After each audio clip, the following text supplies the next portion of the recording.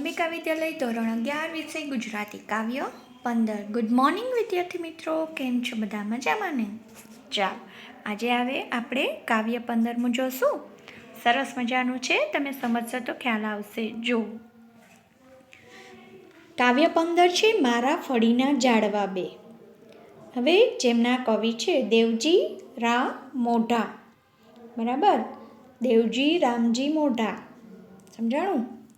ચાલ, હવે આ ગીતમાં સરસ બે મજાના વૃક્ષોની વાત થઈ છે. એમાં જે કાવ્યનાયકના જે ફળિયામાં ઉગેલા બે ઝાડવાઓ છે એ બંને એકબીજા સાથે વાતચીત કરી રહ્યા છે. ખરેખર આ કાલ્પનિક છે, બરાબર. કોઈ દિવસ ઝાડ વાત કરતા હોતા નથી, પણ અહીંયા કલ્પના કરે છે. હવે બે ઝાડવામાંનું એક ઝાડવું છે એક દૂરના જંગલમાં જવાનું કહે છે, જ્યારે બીજું ઝાડવું છે, બરાબર, અને એ ઝાડવું શું કે શા માટે કહે તો કે ત્યાં આપણા ભાઈ ભાંડું રહે છે, એટલે બીજા વૃક્ષો હોય છે એટલા માટે. હવે બાકીનું જે બીજું વૃક્ષ છે એમ કહે છે કે સરસ છે, જંગલમાં જીવનું જોખમ એ હોય ને, બરાબર. આપણે ભલે જઈ તો ખરી, પણ ત્યાં આપણા જીવનું જોખમ કેવું હોય, કઠિયારો ગમે ત્યારે આવે અને કુહાડીથી કાપી નાખે, એ નક્કી ન હોય આપણું, બરાબર. અહીંયા આપણે સુરક્ષિત તો છીએ, સચવાયેલા તો છીએ. જે વ્યક્તિએ પોતાને ઉછેર્યા છે, મોટા કર્યા છે, હવે ફળ અને છાંયો આવવાનો સમય થયો ત્યારે એને આપણે છોડીને જતું રહેવાનું એ યોગ્ય ન કહેવાય, બરાબર. એટલે બીજું વૃક્ષ ત્યાં ને ત્યાં રોકાવાનું કહે છે, બરાબર, અને પોતાને જે ઉછેરનાર છે એના અંત સુધી ઉપયોગી થવાની ભાવનાનું સેવના કરે છે અને તેના ચૂલાનું બળતણ થવા પણ તે તૈયાર છે. તે ઉપકારનો બદલો ઉપકારથી આપવાની ભાવનાનો સંકેત કરતું આ ગીત વૃક્ષની ઉદારતાનો પરિચય કરાવે છે. મિત્રો, આપણે પણ જે આપણને ઉપયોગી થયો હોય તો આપણે મૃત્યુ સુધી પણ આપણે બીજાને તેને ઉપયોગી થવું જોઈએ. એ બોધ પણ આ કાવ્ય આપણને સરસ રીતે આપે છે. સરસ મજાનું કાવ્ય છે, જોઈએ. મારા ફળીના ઝાડવા બે હતા, કરતા એકદી વાતો. એટલે કવિ કહે છે કે મારા ફળિયાના બે ઝાડવા છે, એક દિવસ વાતો કરતા હતા. એક કહે હદ થાય, હવે નહીં ભાંડું બીજો ખમાતો. એટલે તેમાંથી એક વૃક્ષ કહે છે કે હવે મારાથી સહન નથી થતું, આ ભાઈ ભાંડું જે આપણા છે એનો વિયોગ ખમાતો નથી, એટલે સહન થતો નથી, હવે હદ થઈ ગઈ. ચાલે અહીંથી ચાલતા થઈએ, આઘા આઘા વનમાં જઈએ.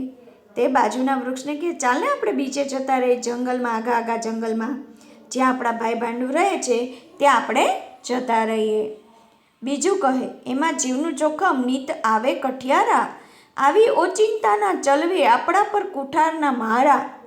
અરે, એમાંથી બીજું જે વૃક્ષ હતું એ તેને ના પાડે છે કે અરે ત્યાં ગમે ત્યારે કઠિયારાઓ આવે અને આપણા ઉપર કુહાડીના ઘા મારે અને આપણને નાશ કરી નાખે, તો ત્યાં આપણા જીવનું જોખમ છે. આવી ઓચિંતાના ચલવે આપણા પર કુઠારના મારે, એટલે ઓચિંતાના ગમે ત્યારે આવે અને કુહાડીના ઘા મારે. જોકે મરવું કોઈ ના ટાળે, તો એ મરવું સીધો કાઢે. વૃક્ષ કહે છે, જે બીજું વૃક્ષ હતું તે, કે ભાઈ મરવાનું તો છે, એક સમયે મરવાનું જ છે આપણે, બરાબર, પણ આપણે અકાળે એટલે સમય વગરનું શા માટે મળવું જોઈએ? પેલું કહે અહીં દન ખૂટે તો પાછી ન ખૂટે રાત, અહીં અટુલું એકલું લાગે, અહીં તો આપણી નાત. બરાબર.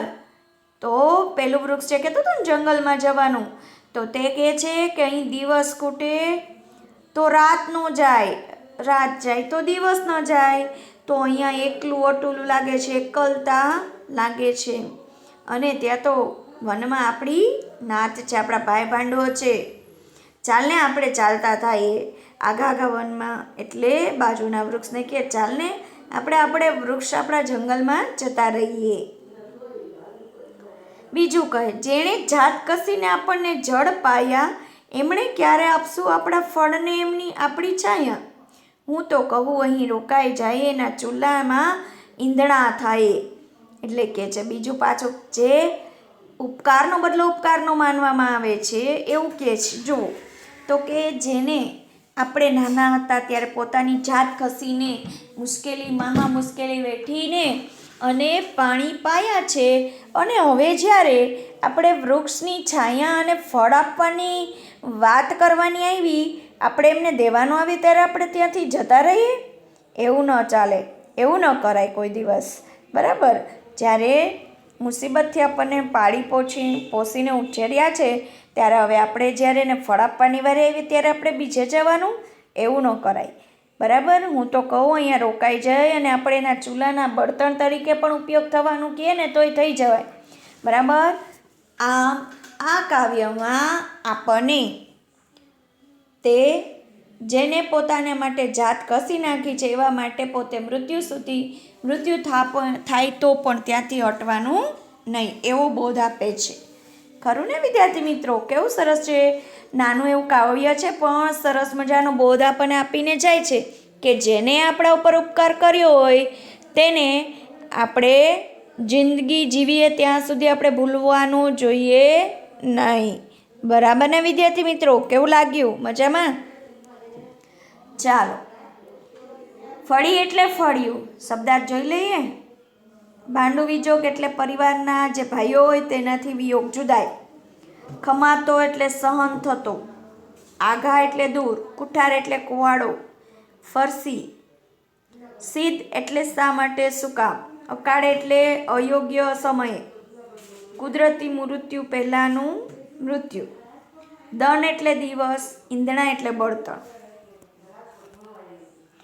ચાલો, સ્વાધ્યાય છે, એક વાક્યના પ્રશ્નના ઉત્તર છે, મુદ્દાસર ઉત્તર છે, બરાબર. હવે તમારે મુદ્દાસર નોંધ પણ છે તે તમારા પાકી બુકમાં લખાઈ જવા જોઈએ. ઓકે વિદ્યાર્થી મિત્રો? ચાલો, અસ્તુ.